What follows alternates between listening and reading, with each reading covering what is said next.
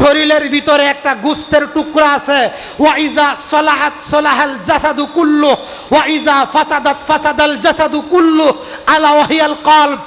আল্লাহর নবী বললেন, শরীরের ভিতরে এমন একটা গোশতের টুকরা আছে, এটার নাম কলব, এটার নাম কলব, এটার নাম কলব, এটার নাম রূহ, এটার নাম কলিজা, এটার নাম অন্তর, এটার নাম দিল, এটার নাম মন।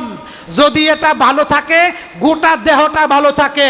যদি এই কলব, যদি এই মন, যদি এই অন্তর নষ্ট হয়ে যায়, পাপে জড়িত হয়ে যায়, হারাম খাদ্যে জড়িত হয়ে যায়, আল্লাহর নবী বলেন গোটা দেহটা নষ্ট হয়ে যায়। তিনি বলেন, মুহাম্মদ সাল্লাল্লাহু আলাইহি ওয়াসাল্লাম, লা ইয়াদখুলুল জান্নাতা জাসাদুন গুযিয়া বিল হারাম।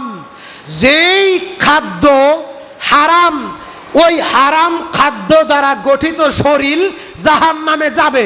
সে হজ করতে পারে, সে খতিব হতে পারে, সে বক্তা হতে পারে, সে ইমাম হতে পারে, কিন্তু যদি কোনো প্রকার হারামের সাথে জড়িত থাকে, নামাজ পড়তে পড়তে কপাল কালো হয়ে গেছে, লা ইয়াদখুলুল জান্নাতা, ওই ব্যক্তি জান্নাতে যাবে না। জাসাদুন গুযিয়া বিল হারাম, যার শরীরের রক্ত হারাম, যার শরীরের গোশত হারাম, যার উপার্জন হারাম।